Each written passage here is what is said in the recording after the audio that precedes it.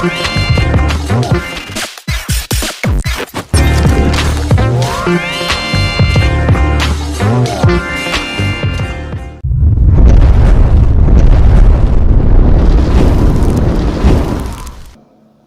bulan Muharram. Pertanyaan pertama adalah, memangnya hijrah itu bulan Muharram? Kan tahun baru Hijriyah, artinya tahun baru hijrah. Hijrah Nabi dari Makkah ke Madinah. Hijrah. Apakah hijrah itu bulan Muharram? Seluruh kitab-kitab sejarah mencatat. Kitab Ar-Rahiqul Makhtum karya Sofiyur Rahman Al-Mubarakfuri. Kemudian lagi sejarah kehidupan Nabi Muhammad sallallahu alaihi wasallam karangan Husain Haikal. Sirah An-Nabawiyah Ibnu Abbas. Tidak ada satu pun yang mengisahkan, menceritakan bahwa hijrah itu terjadi di bulan Muharram. Bagaimana sejarahnya? Nah, ini kronologisnya. Hijrah itu terjadi di bulan Safar. Sofar. Makanya kalau zaman dulu orang Jawa lahir bulan Safar namanya Safarudin. Ya, Safarudin. Bulan Safar dia Safarudin. Ya. Apa namanya?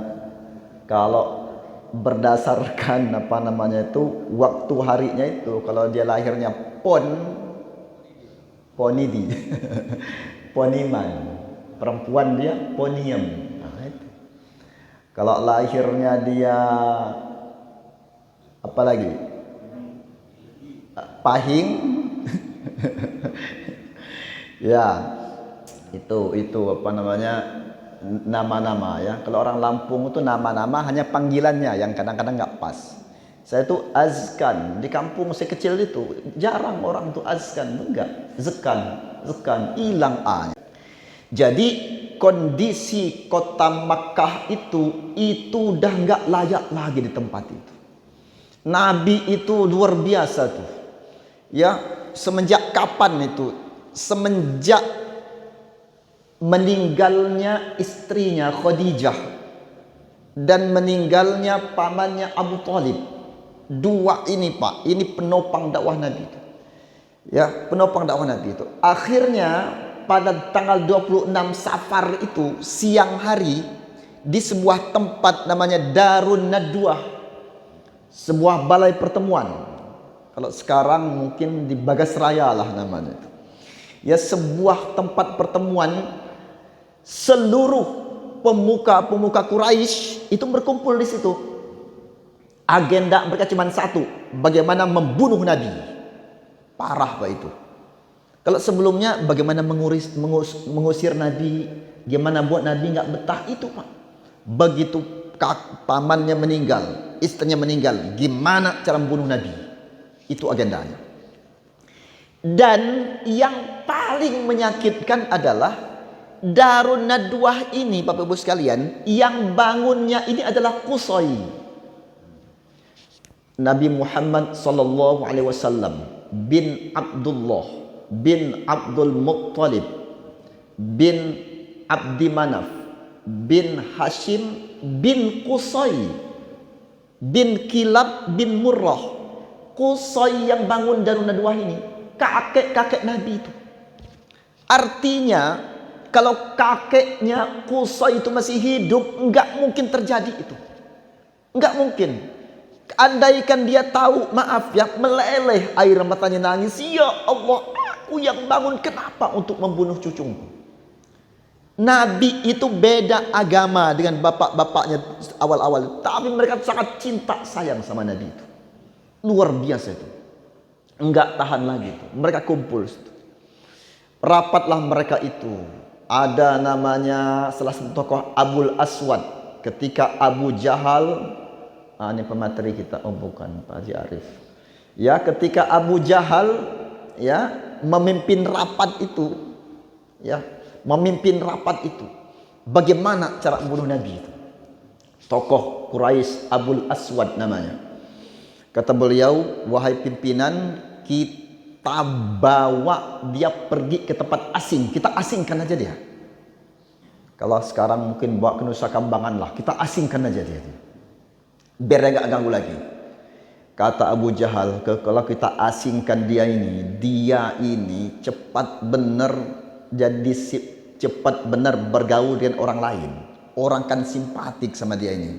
Nanti lama-lama dia punya jamaah kuat nanti kita.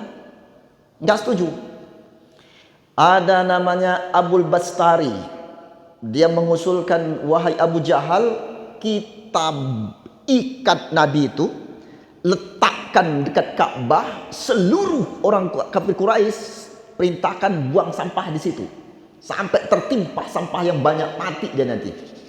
Hina meninggalnya. Kata Abu Jahal, seluruh budak-budak kota Makkah ini hari ini udah simpatik semua sama dia nih. Budak-budak itu orang kedut-kedut gagah-gagah semua. Nggak jadi, perang yang terjadi nanti. Ya, ada yang mengusulkan, wahai Abu Jahal, kita bunuh aja. Cuman kalau dibunuh, yang bunuh itu nanti itu akan perang berketurunan itu, suku itu. Dikejar terus itu. Usul lagi dari yang lainnya, kalau begitu wahai pimpinan Abu Jahal, gampang caranya. Yang bunuh jangan satu orang. Jangan satu orang. Jangan satu suku. Sepakatlah Abu Jahal itu. Akhirnya 14 suku, perwakilan suku itu kumpul semuanya. Nah, sekarang tuh 14 perwakilan adat-adatnya itu kumpul semua tuh. Mereka 14 perwakilan suku ini yang akan sama-sama membunuh yang mulia Nabi Muhammad sallallahu alaihi wasallam. Maka disepakatilah itu kesepakatannya mereka 14 suku yang diutus masing-masing untuk membunuh Nabi Muhammad sallallahu alaihi wasallam. Akhirnya 14 suku ini pada waktu asar dengan senjata yang lengkap, senjata terhebat masing-masing suku itu berangkat mengepung rumah Nabi kita Nabi Muhammad sallallahu alaihi wasallam.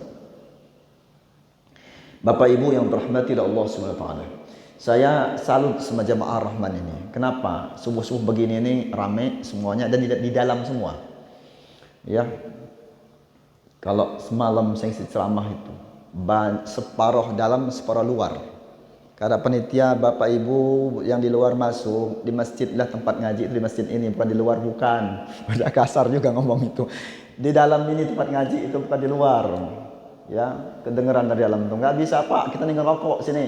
Woi, luar biasa. Makanya kalau udah 2 jam para perokok-perokok ini 2 jam nggak ngerokok itu, bertahan di masjid ini, woi, hebat itu.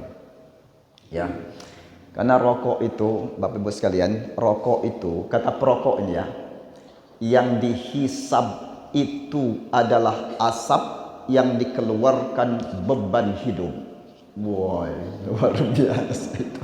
Jadi yang dihisab itu asap, yang keluar itu beban hidup. Nah, itu kata para perokok itu, ya. Kalau kata Muhammadiyah, rokok itu haram. Kalau kata NU, makruh. Kata perokok sunnah, susah nahan. Ya, sunnahnya susah nahan. Ya. Gimana? Hak ram. Nah, hak ram. Ram itu kita Pak. Hak ram. Nah, hak kita. Ya, ada lagi itu ya. Hak ram. Ya. Bapak Ibu yang dirahmati oleh Allah Subhanahu wa taala. Itulah kondisi ketika itu. Enggak layak lagi kota Makkah itu. Pembunuhan itu terang-terangan. Terang-terangan. Anak itu diikat tubuhnya, ikatkan di rumahnya, di pohon. Bapaknya sembelih, digorong di hadapannya. Udah luar biasa itu. Ya, kemudian seorang ayah diikat 2 tangannya, ikat kakinya. Maaf. Anak perempuannya dizinahi, diperkosa di hadapannya. Udah nggak tahan lagi itu. Maka Nabi pernah minta suaka politik. Nabi pindah pergi ke Taif. Kenapa? Karena Taif ini rajanya ini masih ada hubungan dengan kakek Nabi. Nabi coba-cobalah siapa tahu dapat perlindungan di Taif ini. Sampai di kota Taif, Nabi ditolak ternyata di sana itu. Ditolak. Kata Nabi, baiklah, saya akan pergi. Kami berdua akan pergi. Nabi berangkat tuh bersama sahabatnya Zaid bin Harithah namanya. Zaid bin Harithah, kita akan pergi lah. Tapi satu permintaan kami, tolong kedatangan kami ini jangan kasih tahu orang-orang Taif ini. Baik, kami nggak kasih tahu. Begitu Nabi keluar rumahnya itu, udah siap semua itu para pemuda-pemuda Taif dengan batu, dengan kayu, dengan kotoran untuk membunuh Nabi itu. Dilempar, lempar Nabi luar biasa itu. Kena mata Nabi, matanya berdarah, darah pun mengucur. Kena pelipis Nabi, berdarah, darah pun mengucur. Luar biasa. Zaid bin Harithah sampai lepaskan sorbannya, dia ikatkan di kepala Nabi itu. Kenapa tuh? Darah udah nggak karuan lagi. Maka dalam kitab Rahiqum Maktum dikatakan sendal Nabi yang berwarna hitam berubah menjadi merah karena darah. Luar biasa. Luar biasa. Nabi SAW lari dia tuh. Masuk Nabi ke kebun korma. Kenapa? Dengan kebun anggur. Kenapa? Kalau masuk kebun anggur itu orang melempar-lempar tuh berhenti. Kenapa berhenti? Kalau kena anggur orang itu, orang tuh marah. Benar tuh, masuklah Nabi sama Zaid bin Harithah di situ. Berhenti dia di situ. Darah mengucur luar biasa kondisinya. Kemudian balik sampai di kota Mekah, enggak kuat lagi, enggak tahan lagi di kota Mekah. Sebelumnya terjadi embargo ekonomi. 3 tahun sebelum ini sudah terjadi embargo ekonomi. 3 tahun lamanya. Dipasang dinding Ka'bah. Peraturan yang pertama, tidak boleh jual beli dengan umat Islam. Andai mereka jual, jangan beli. Andai mereka beli, jangan jual. Itu aturannya, kejam. Kayak mana coba ekonomi ini? Enggak bisa lagi. Terus yang kedua, ini akibat yang pertama ini, maaf tuh. Para sejarawan itu menulis. Ya, ketika malam hari sahabat itu keluar, gerak-gerak kakinya itu, menginjak sesuatu seakan-akan agak lembut, ditariknya, itu yang dimakan. Itu yang dimakan. Maka dikatakan kotoran-kotoran sahabat itu ketika itu, maaf itu sama dengan kotoran burung. Begitu penderitaan yang sungguh luar biasa dialami Nabi kita Nabi Muhammad SAW agar Islam sampai kepada kita semuanya. Kemudian yang kedua, tidak boleh ada pernikahan dengan umat Islam. Mereka minta untuk menikahi putri kita, jangan. Mereka minta untuk kita pun juga, mereka minta, jangan dikasih. Kemudian mereka mohon, jangan diterima. Luar biasa. Maka Abu Jahal tuh panggil anaknya. Ya Qutaibah, anakku Qutaibah, ceraikan Ruqayyah sekarang juga. Ruqayyah diceraikan, putri Nabi itu. Panggil lagi anaknya Utbah. Wahai Utbah, ceraikan Ummu Kalsum sekarang juga. Meleleh air mata Nabi. 2 putri kesayangannya kehilangan suami. Kehilangan suami. Luar biasa. Ya. Tidak boleh ada pernikahan, tidak boleh ada transaksi, tidak boleh ada pertemuan. Mereka menemui kita, jangan ladenin, jangan temui. Jangan ditemui. 3 tahun lamanya. Akhirnya sahabat-sahabatnya perintah hijrah ini datang. Nabi perintahkan sahabat-sahabatnya berangkat duluan hijrah. Berangkatlah mereka hijrah. Hijrah itu Pak, enggak ada yang dibawa Pak. Hanya pakaian yang menempel di tubuh. Hanya yang menempel di tubuh. Punya rumah, wassalam. Hilang sudah rumah itu. Tinggalkan. Nyawa lebih utama. Yang punya kebun, punya pohon korma, tinggalkan. Enggak ada dibawa. Berangkat semua. Karena perintah Nabi SAW. Makanya ketika Fathu Makkah terjadi Pak, tahun 8 Hijriah, Fathu Makkah terjadi, itu takutnya orang-orang Mekah tuh luar biasa tuh. Ya 3.000 umat Islam dari Madinah tuh datang. Apa kata mereka? Mati kita hari ini. Habis kota Mekah hari ini. Selesai hidupnya orang Mekah hari ini. Kenapa? Mereka nyangka akan perang besar terjadi ini. Begitu masuk kota Mekah, mereka itu, wis luar biasa Pak. Andai kita ya, andai kan kita lah, saya lah, pernah lihat begitu tuh, enggak tahan emosi itu Pak. Kenapa? Begitu masuk kota Mekah tuh, ya Allah, itu dia orang yang dulu membunuh bapak saya. Masuk kota Mekah, itu rumah kami dulu tuh. Itu kebun kami itu, di tempat itu anak kami digorok, itu dia rumah orangnya. Tapi begitu masuk kota Mekah, Nabi SAW naik ke tempat yang tinggi. Apa kata Nabi? Hadzal yaum yaumul marhamah. Hari ini hari kasih sayang, hari perdamaian. Tidak ada pertengkaran, tak ada perang, tak ada dendam pada hari ini. Hari penuh dengan cinta dan kasih sayang. Luar biasa. Maka Allah gambarkan, idza jaa nasrullahi wal fath wa ra'aitan nasa yadkhuluna fi dinillahi afwaja. Orang tuh berbondong-bondong masuk Islam. Berbondong-bondong masuk Islam, Pak. Bukan hanya satu. Ya, berbondong-bondong masuk Islam tuh. Kenapa? Islam agama yang damai, hilang dendam-dendam tuh. Berangkatlah sahabat-sahabat ini ke Madinah. Nabi SAW beserta sahabatnya. Jadi begitu Ba'da Isya tanggal 26 malam 27 Safar. Ba'da Isya itu di rumah Nabi itu ada 3 orang. Ada Rasulullah SAW, ada Abu Bakar As-Siddiq radhiyallahu anhu, ada Ali bin Abi Thalib radhiyallahu anhu. Kata Rasulullah, wahai Ali, engkau tinggal di rumah ini. Kami mau berangkat hijrah. Maka Nabi beserta Abu Bakar itu keluar rumah Ba'da Isya itu. Semua di depan rumah, belakang rumah itu orang-orang kafir, 14 suku terhebat itu, jago-jagonya itu, dengan pedang terhunus, dengan tombak siap untuk ditancapkan ke dada kaum muslimin. Itu hanya tegak berdiri. Nabi itu lewat. Inilah yang Allah Ta'ala gambarkan dalam surah Yasin ayat 9. وَجَعَلْنَا مِنْ بَيْنِ أَيْدِيهِمْ سَدًّا وَمِنْ خَلْفِهِمْ سَدًّا فَأَغْشَيْنَاهُمْ فَهُمْ لَا يُبْصِرُونَ.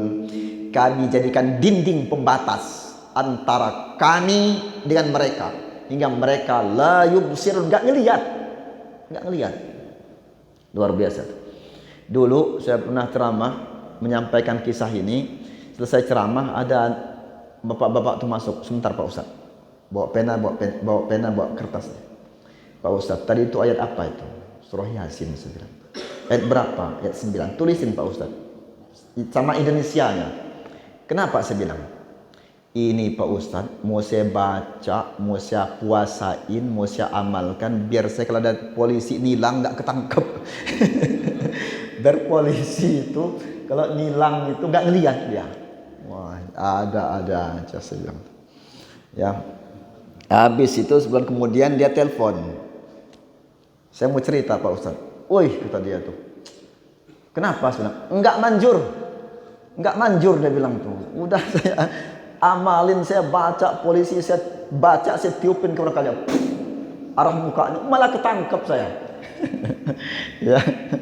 Jadi ini di gambarannya itu di surah Yasin ayat 9 itu. Keluarlah Nabi itu. Nabi keluar itu, hijrah itu bukan tanpa rencana.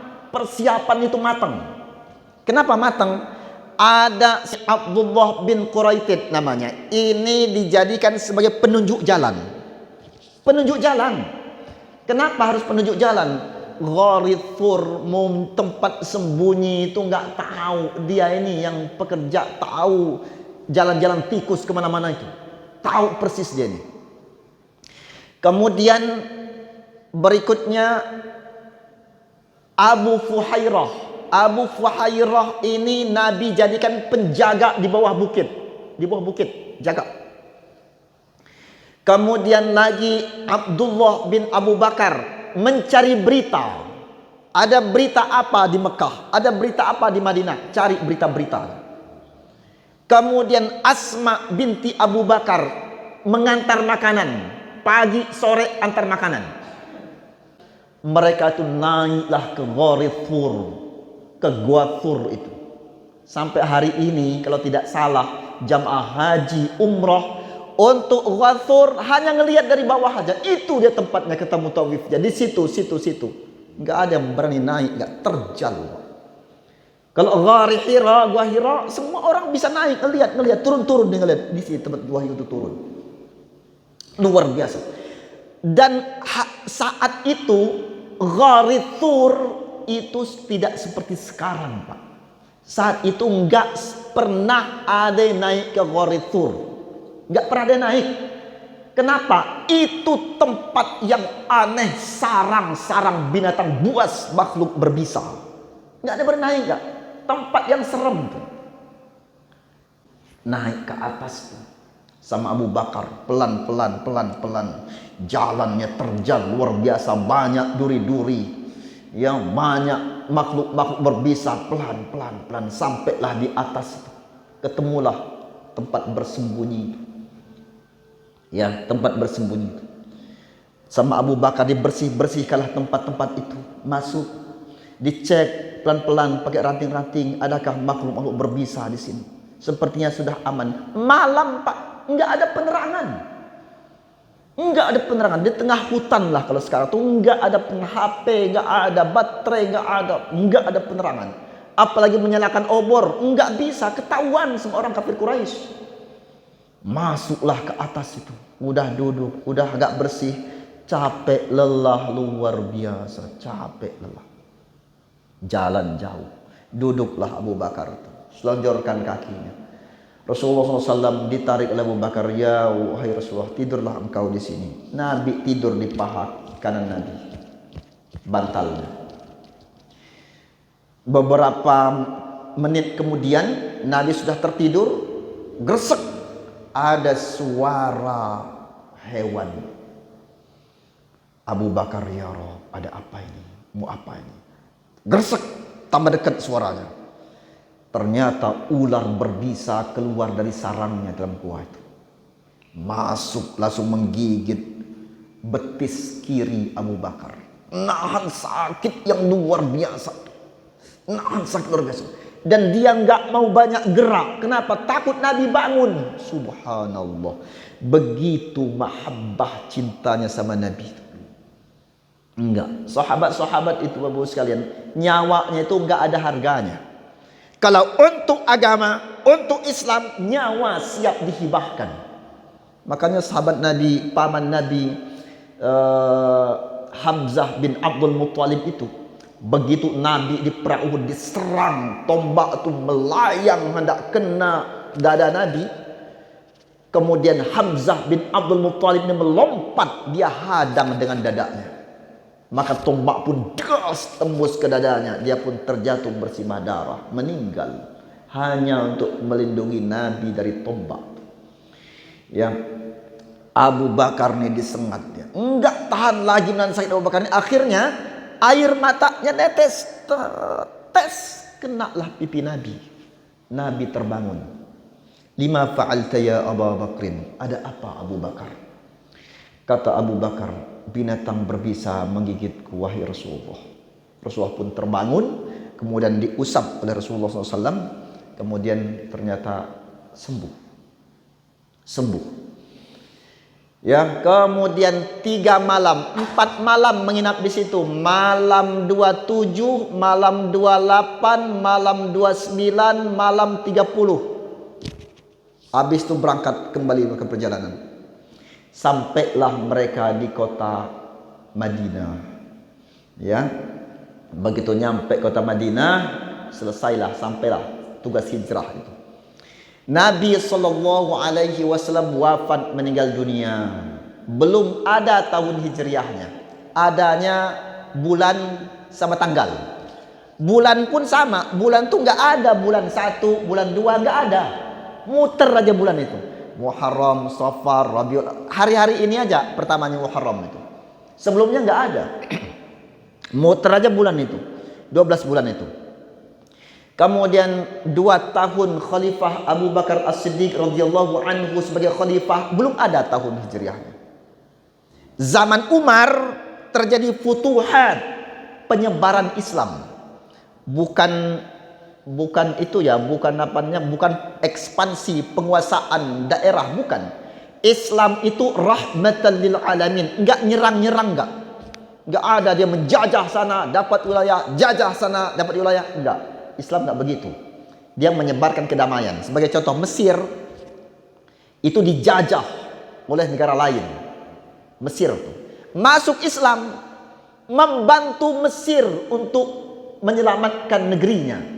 Akhirnya Islam diterima di situ, menyebarlah Islam. Islam menyebar dengan damai, tidak ada peperangan dan tidak ada penguasaan untuk menjajah. Ya, zaman Umar bin Khattab ini terjadi futuhat, penyebaran Islam.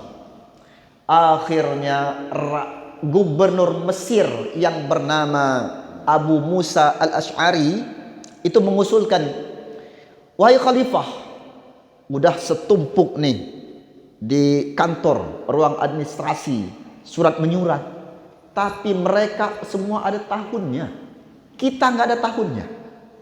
Dibongkarlah map-map itu. Pernah mengirim surat kepada Raja Muqaytis di Mesir, ada tanggal, ada bulan, nggak ada tahun.